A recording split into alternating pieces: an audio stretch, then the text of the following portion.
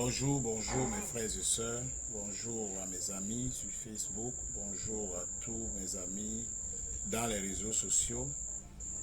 Je dis déjà merci au grand Dieu qui a permis que nous revenions encore cette année avec plus d'explications, plus d'enseignements, plus de vérité concernant l'évangile.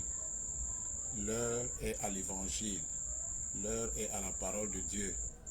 L'heure est à écouter la parole de Dieu. L'heure est aux enseignements. L'heure est à la réussite de l'évangile. L'heure est au temps où l'Église doit s'élever. Aujourd'hui, l'Église est restée muette. L'Église est restée silencieuse. L'Église ne parle pas. L'Église ne dit rien. L'Église n'enseigne plus les vertus qui devaient transformer les gens. L'Église n'amène plus les gens à la transformation de leur âme. L'Église a laissé les âmes dans la perdition. L'Église a laissé la méchanceté croître dans le cœur des hommes parce qu'ils ne s'intéressent plus aux âmes transformées. Ils ne s'intéressent plus aux hommes changés par l'Évangile. L'Église s'intéresse à l'argent. L'Église ne tend que la main à l'argent. L'Église ne tend pas la main à la vérité. L'Église aujourd'hui a laissé des gens avec des points d'interrogation se posant finalement où est la vérité. Des hommes se disant pasteurs, prêtres, enseignants, docteurs sont restés avec des titres dans leur poche, sont restés avec des titres sur leur dos, mais ils ne talent pas la vérité à tout le monde. Aujourd'hui, la vérité est restée pour une groupuscule de personnes et dans lequel on ne les amène même pas à la transformation. Aujourd'hui, on cache même cette vérité. On laisse ça au profit de l'argent, on laisse ça au profit des gains, on laisse ça au mensonge. Le mensonge a même eu des longues jambes. Le mensonge a dépassé la vérité. Donc en fait, ce soir, nous revenons avec notre titre, la vérité de l'évangile. Nous revenons avec un thème, un sujet aussi capital. Les questions se posent, des choses qui se passent tout autour de nous. Des nouvelles deviennent de plus en plus mauvaises. L'année 2022 était remplie de mauvaises nouvelles. L'année 2023 naît et surgit encore avec beaucoup plus de mauvaises nouvelles, beaucoup plus d'abominations, qui aujourd'hui sont en train de nous démontrer que nous allons vers la fin des temps. L'heure est venue où nous devons étaler cette vérité afin qu'avant que les anges exterminateurs qui vont précéder l'Apocalypse n'arrivent, il faudrait déjà que les gens soient à l'écoute de la vérité. Malgré que la Bible nous avertit que les gens auront la démangeaison d'écouter la parole de Dieu. C'est-à-dire que la parole de Dieu leur fera mal parce que ça les empêche de faire ce que leur volonté les pousse de faire. Les gens ne veulent plus écouter la vérité. Lorsque les gens vont à l'église un dimanche, ils attendent que l'homélie du prêtre les blanchisse de ce qu'ils sont parce qu'ils vont remplir les paniers de l'église avec de l'argent. Voilà où nous sommes tombés. Voilà où des hommes de Dieu sont tombés. Aujourd'hui, il n'y a plus des hommes qui se mettent à genoux pour prier pour la nation, prier pour le peuple qui est en train de périr.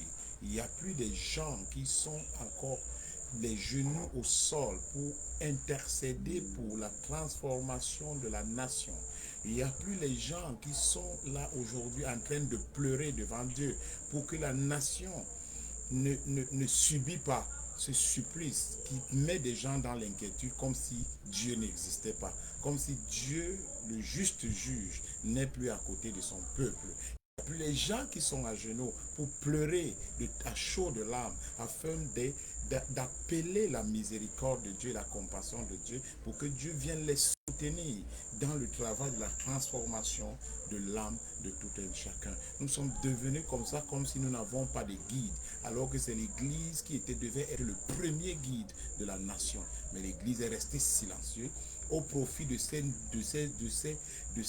argents qu'on les nourrisse, qu'on les a fermé la bouche. Moi, je parlais dans le cadre ecclésiastique, je parlerai dans le cadre de l'Église qui a échoué, comme Israël avait échoué pour la dispensation des dispensations de l'Éternel.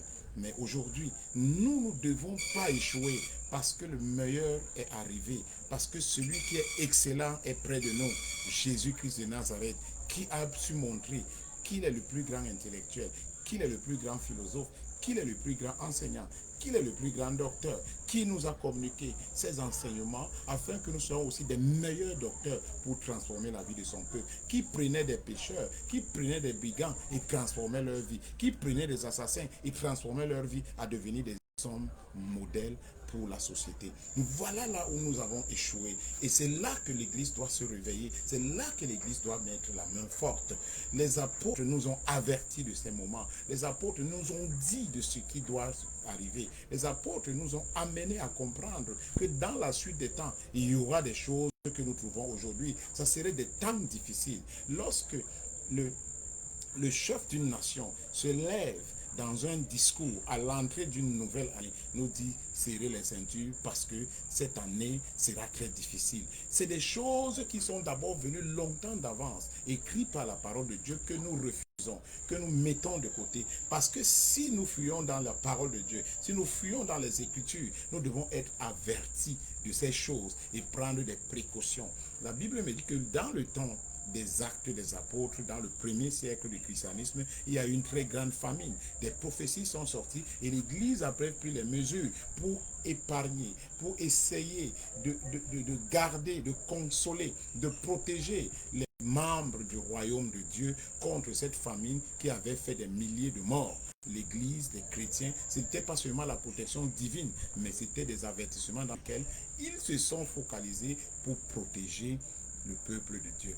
C'est l'Église qui devait orienter ces choses afin que nous n'arrivions pas dans les déboires pareils. Les gens pensent qu'en voyant des milliards, en ayant des millions, c'est ça qui fait la force d'un homme. Non, c'est lorsque l'âme est transformée. Et c'est l'Église qui doit jouer ce rôle. Donc, dans le cadre de notre évangile, nous parlons de 2 Timothée chapitre 3. Je prends seulement le verset 2 qui nous dit, l'apôtre Paul nous met en garde ici, contre ces derniers temps, ces derniers jours que nous vivons, comment les hommes seront. Si vous lisez ce passage de 2 Timothée chapitre 3, vous allez comprendre que l'Église était déjà avertie. Vous allez comprendre que le peuple de Dieu était averti de ce que les hommes vont devenir. Dieu connaît des hommes qu'il a créés et il a laissé un testament dans lequel nous devons apprendre aux gens pour que les gens soient qu'ils reçoivent le salut, qu'ils soient transformés à travers ce testament, à travers ce mode de vie qui les permettront d'échapper à des temps difficiles qui viendront. Il dit dans 2 Timothée que car les hommes seront égoïstes, amis de l'argent, fanfarons, hautains, blasphémateurs, rebelles à leurs parents, ingrats, irréligieux. Voilà ce que nous avions été déjà avertis. Voilà les choses dans lesquelles on nous a enseigné. Et nous savons donc que dans ces derniers temps, dans les derniers jours de l'âge présent, doivent être noirs et douloureux. Nous vivons la douleur. Nous vivons de plus en plus des moments sombres, que ça soit du christianisme, mais que de toute l'humanité tout entière est plongée. Les guerres par-ci, les bruits des guerres par-ci, les meurtres, les assassinats, les agressions, les vols, et toutes ces choses qui sortent de l'extraordinaire, des crimes rituels. En plus, beaucoup plus, les sectes montent encore en puissance et sont en train de prendre la jeune génération pour les mirer des choses qui ne doivent pas être mirées pour eux. Nous voyons déjà des zones sombres qui viennent déjà. Les gens ont rejeté Christ qui est mort pour les pécheurs et maintenant les pécheurs où le péché a atteint son paroxysme,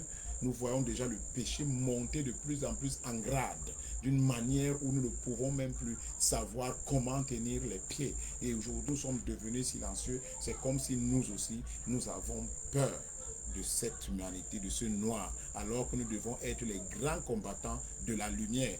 pour présenter la lumière de Dieu à tout prix. Les vrais apôtres sont morts martyrisés. Les vrais apôtres sont morts par la persécution parce qu'ils amenaient la lumière de Dieu partout où il fallait sans crainte. Mais aujourd'hui, les apôtres aujourd'hui sont devenus des apôtres de nom, des évêques de nom et des évêques de chair, des évêques des grosses chaises, des évêques des grosses voitures, des évêques des vestes, des évêques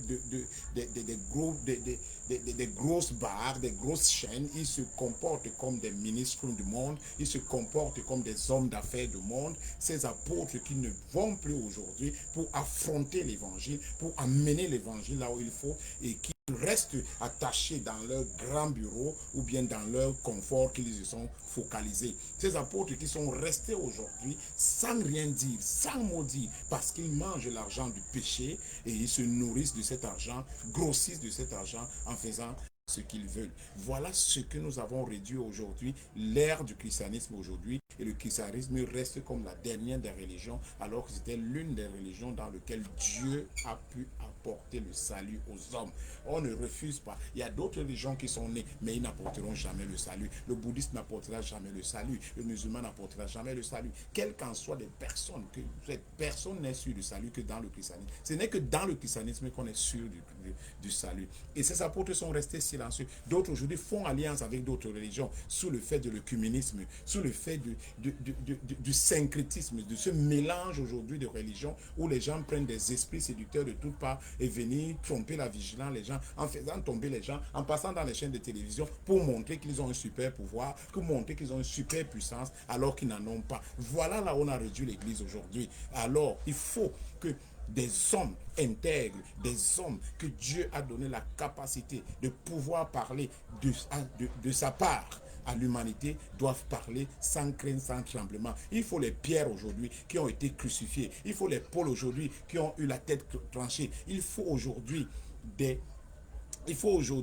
Jacques qui ont été lapidés. Il faut des Étienne aujourd'hui qui ont été lapidés à cause de la lumière, à cause de la vérité, qui faisait mal à ces religieux qui étaient assis dans un confort, qui étaient assis dans un système, pensant gérer le monde de Dieu, pensant gérer même le testament de Dieu à leur profit, au profit de leur ventre. C'est pour cela que les Étienne sont morts, parce qu'ils ont dit la vérité. Actes des Apôtres chapitre 6, Actes des Apôtres chapitre 7, l'apôtre Timothée et les apôtres d'Étienne étaient en train de dire la vérité à ce Sanhédrin qui était ce système qui était mis en place gérant le judaïsme. Aujourd'hui, c'est de ça que les gens sont restés dans leur confort. Aujourd'hui, pour montrer qu'on est grand homme de Dieu, on doit présenter un jet privé, on doit présenter une chaussure, on doit présenter une veste, on doit présenter une grande maison. Ce n'est pas ça qui a fait la grandeur des Pierres. Ce n'est pas ça qui a fait la grandeur des Paul. Ce n'est pas ça qui a fait la grandeur de ceux qui sont nos modèles en tant qu'hommes de Dieu, en tant que serviteurs de Dieu. Ce n'est pas la gloire du monde. Ce n'est pas ici une beauté éclatante,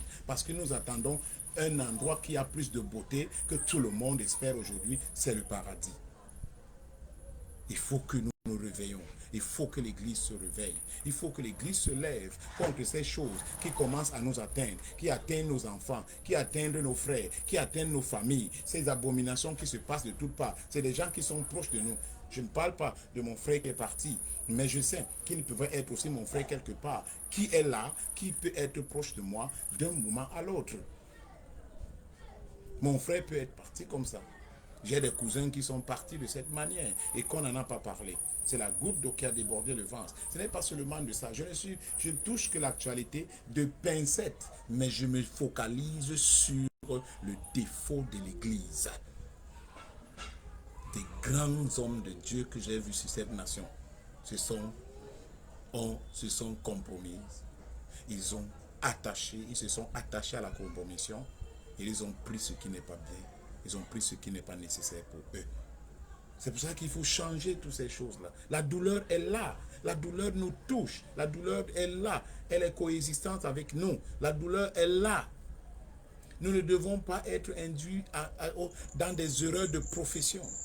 Parce que nous voulons ressembler à d'autres religions. Ou ressembler, ou je ne sais pas quel est ce genre de synchronisme qui attire les gens aujourd'hui. Mais l'apôtre Paul nous dit que les gens seront fanfarons, amis de l'argent, imbus d'eux-mêmes. Ils seront égoïstes. Ils seront égoïstes. C'est vrai, l'apôtre avait dit, il faut que l'apostasie arrive pour qu'on voit un peu l'esprit de l'erreur et l'esprit de la vérité. Là, c'est vrai. Mais l'apostasie ne doit pas dominer sur la vérité. La vérité doit prôner sur l'apostasie, même si elle est là. Que la vérité domine pour que les gens sachent ce qu'il y a entre l'apostasie et la vérité. Aujourd'hui, le monde est touché. Les sociétés sont touchées. Les communautés sont touchées, consternées par des pleurs. Et le diable se réjouit de ce qui se passe. Il se réjouit d'avoir manipulé l'homme, à lui amener même à détruire la vie de son semblable. Le diable se réjouit d'avoir détruit l'essence même, la conscience même de l'homme, parce que son rôle, c'est d'atteindre les consciences et de détruire la conscience. Son rôle, c'est d'amener la conscience des gens à la transformation de la conscience. Il veut inculquer une autre science. C'est pour ça que les philosophies ne font que grandir. Aujourd'hui, les gens pensent que c'est la tradition qui peut changer des sociétés, qui peut changer des villages, qui peut changer des communautés. La tradition n'a jamais changé. C'est l'évangile seul qui transforme la vie des hommes. C'est l'évangile seul qui change la vie des hommes. Le diable est là. Il est menteur. Il laisse pousser l'ivraie plus que le blé, alors que le blé est même l'ivraie s'ils croissent ensemble, mais que le blé domine sur l'ivraie, afin que à la fin des temps, on puisse avoir la possibilité de couper l'ivraie et de scinder avec le blé pour que la moisson de Dieu soit vraiment la moisson qu'il faut.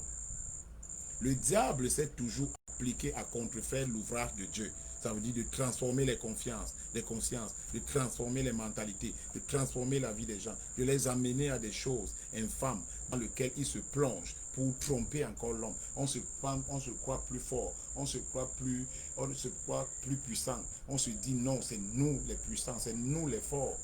Mais finalement, on se retrouve qu'on ne sommes rien. Et on se retrouve dans le chemin du regret, à savoir que le diable nous a longtemps trompés. Le diable nous a trompés, chers amis. Le diable trompe, comme il a trompé les serviteurs de Dieu. Il les a tous recrutés. Aujourd'hui, il n'y en a pas un seul qui peut lever le petit doigt. Les gens ne parlent que de leurs choses. Ils passent le temps dans les réseaux sociaux à présenter des choses infâmes, comme s'ils sont des stars du monde. D'autres sont sur TikTok, d'autres sont sur Facebook, d'autres sont sur YouTube pour chercher les vues, pour parler de n'importe quoi. Ils sont dans les choses mondaines. Ils s'attachent dans des choses qui n'ont pas de sens. Ils sont dans toutes les choses que les autres font. Ils sont dans le truc mondain où d'amener des personnes au chemin de la vérité, à la transformation. Où est parti le cri de l'Église? Ils achètent des équipements à grand prix pour lancer des choses qui n'édifient pas, qui ne transforment pas la vie des gens. D'autres passent sur des petites escroqueries, sur des petits mensonges pour tromper les gens, construire des maisons, montrant que c'est là la bénédiction de Dieu. Vous trompez votre conscience, mais vous ne trompez pas Dieu. Parce que c'est votre conscience que vous mentez, parce que vous vous mentez vous-même, en pensant que parce qu'on a construit, parce qu'on a bâti des grandes maisons, nous sommes réellement des enfants, ou bien nous sommes des serviteurs de Dieu. Jésus-Christ a dit un jour à un homme, les oiseaux ont des tanières, les oiseaux ont des nids, les animaux ont des grottes et des tanières où ils se cachent, mais le Fils de l'homme n'a pas là où reposer sa tête. Nous sommes passagers pour servir la lumière. Nous sommes des poteaux pour éclairer ce monde. Nous sommes des lumières, des lampes pour que ce monde puisse être éclairé par la vérité de l'Évangile. Pour que les hommes soient transformés, pour que la vie des gens soit transformée tout autour de nous. Nous ne devons pas laisser des choses obscures, nous ne devons pas laisser les choses obscènes, nous ne devons pas laisser même ces choses atteindre l'Église. L'apôtre Paul a donné des avertissements à l'Église de Corinthe, là où il y a l'impudicité était nommée, l'abomination était entrée, où des gens prenaient des femmes et se couchaient avec des femmes dans l'Église. Voilà tant de choses que nous refutons. Voilà tant de choses que nous ne voulons pas que ça nous touche. Voilà tant de choses que nous ne voulons pas les inviter tout autour de nous. Mes frères, réveillons-nous, prenons conscience. Car les hommes seront égoïstes, amis de l'argent, fanfarons, hautains, blasphémateurs, rebelles à leurs parents, ingrats, irréligieux. Il parle de la religion. Il parle de Dieu sur le superflu. Il cite Dieu sur leurs lèvres. Mais leur cœur est noir de crime, noir de péché, noir de la destruction, noir de la mort pour détruire la vie des gens. Il parle de Dieu sur les lèvres, mais il ne parle pas de Dieu. Où est le cri de l'Église? Où sont les hommes de Dieu? Où sont les hommes de Dieu? Ils sont où? Le peuple de Dieu est en train de se détruire. Les gens meurent autour de nous. L'enfer ne fait que être rempli. Les gens ne font qu'aller à la condamnation. Des crimes ne font qu'être élevés. Où sont les hommes de Dieu? Où sont les docteurs? Où sont les apôtres? Ils se sont cachés dans leur jet privé tous les jours, la prospérité. Oh, Dieu va te donner beaucoup d'argent. Oh, voici, pour tromper les gens et prendre le peu même qu'ils ont pour plus s'enrichir. Des faux miracles qui se créent de partout. Des fausses résurrections qui font même honte à l'Église. Des montages vidéo de toutes parts. Où sont les hommes de Dieu? Où sont-ils? Des faux miracles. Ils ne font que présenter des montages partout. Les gens en ont marre de cette tromperie. Les gens en ont marre de ces esprits séducteurs que vous utilisez sur les gens. Les Mamiwata, les Kundaïli, toutes ces choses que vous utilisez sur les gens pour les faire tomber, pour montrer que vous avez la puissance. Vous n'avez rien, vous êtes vide. Vous-même, vous avez besoin de la délivrance. Ils sont où ces hommes de Dieu? Ils sont où? Ils se sont limités à suivre les deuils, à suivre l'argent des deuils des riches. L'Église en général, je parle d'Église, je parle pasteur, prêtre, vous tous, vous êtes où? Pourquoi trompez-vous le peuple de Dieu? Laissez le peuple de Dieu être transformé par la lumière de la vérité. Laissez l'évangile transformer la vie des gens. Arrêtez de transformer, de trafiquer l'évangile au profit de vos biens. Même lorsque vous allez vers des deuils, lorsque vous allez vers des mariages, lorsque vous allez vers des événements de toutes parts dans lesquels on vous invite, dites la vérité aux gens. Dites-leur que ces choses, voici le chemin que Dieu a tracé. Voici la vérité. Donnez la vérité aux hommes. L'apôtre nous a avertis. L'apôtre nous a dit. L'apôtre nous a dit. La société elle-même, très susceptible d'être séduite par des faux enseignants qui promettent la paix, qui promettent la tolérance, en laissant l'impureté prendre de l'essence, en donnant accès au diable. Des faux enseignants qui ne disent pas la vérité pour transformer les hommes. Ces gens, ces assassins prennent des communions chez vous. Ces assassins prennent la Sainte Seine avec vous. Pasteurs, prêtres, apôtres.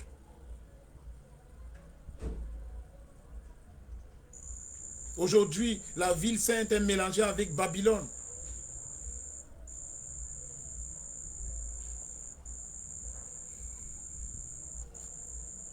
Aujourd'hui, on change la souffrance de Jésus-Christ, la béatitude, par des vaines gaietés, des gaietés vertigineuses du mondain.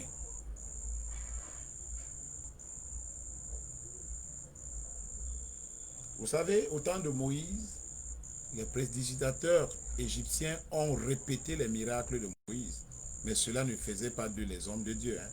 Pas parce que Moïse a jeté son bâton, c'est devenu le serpent, et aussi ont jeté leur bâton, c'était devenu le serpent, qu'ils avaient le pouvoir de Dieu. Il y a la copie conforme qui est à côté de nous et qui fait tromper les hommes aujourd'hui.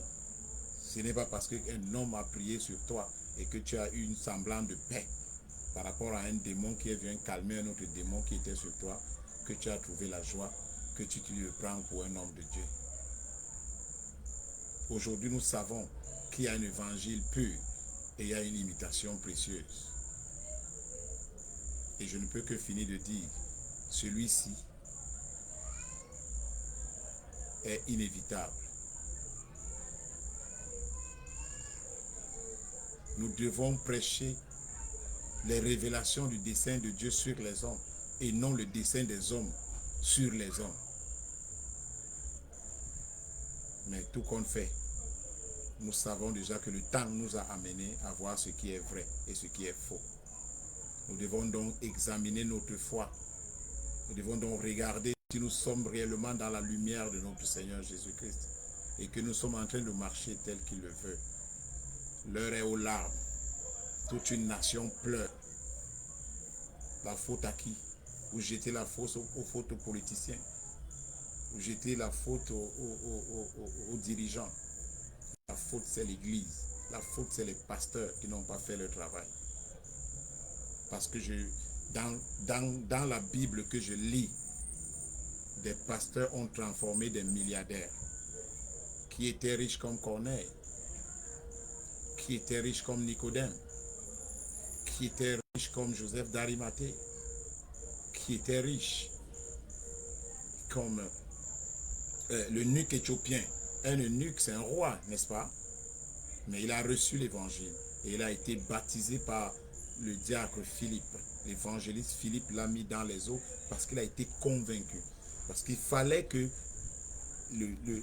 l'évangéliste Philippe soit à côté de ce roi, de cet eunuque éthiopien, qu'il soit là pour l'expliquer la parole qu'il était en train de lire dans son sens véridique. Philippe ne s'est pas contenté des richesses ou de tuniques aussi somptueuses, riches que cet homme portait. Philippe a regardé seulement cet homme en train de lire un parchemin qui était en train de lire sans comprendre. C'est comme ça que les gens lisent la Bible aujourd'hui avec des lunettes de leur pensée. Ce n'est pas né ici l'intellectualisme qui te fait comprendre la parole de Dieu. C'est l'Esprit de Dieu. Philippe était rempli de l'Esprit de Dieu. Et lui a expliqué le livre d'Ésaïe dans lequel il était en train de lire et qu'il ne comprenait pas. Et il lui a dit, voilà ce qui a été dit, qu'il y aura un sauveur. Et que ce sauveur viendra pour ceux, des hommes de toutes classes, de toutes catégories, pour les amener au salut et à la transformation. Et c'est de ce Jésus que nous sommes serviteurs. C'est pour ça ce que tu es en train de lire, les temps se sont accomplis. Il est temps que même si tu es eunuque, que tu donnes ta vie à Jésus et que tu sois transformé, que tu sois baptisé au nom de Jésus-Christ de Nazareth et que tu commences à vivre la nouveauté de vie. Soyez bénis. Que la grâce du Seigneur soit sur vous. Nous allons continuer. Nous allons continuer le combat. Priez pour nous qui se lèvent et qui manquons même des possibilités, des moyens pour élever la voix de l'évangile haute. Priez pour nous parce que nous avons besoin de dire, nous avons besoin de parler, nous avons besoin d'étaler ce qu'on nous a caché. Aujourd'hui, ils ont sorti des livres semblables à ça, des livres de philosophie, les Da Vinci Code, les livres de Thomas, toutes ces choses qu'ils ont pris de toutes parts, des philosophies pour venir confondre la lumière. Nous avons le savoir de pouvoir apporter ces choses à la lumière de la parole de Dieu. Et ceux qui vont nous suivre, ceux qui vont nous écouter seront nourris, seront enrichis par la vérité.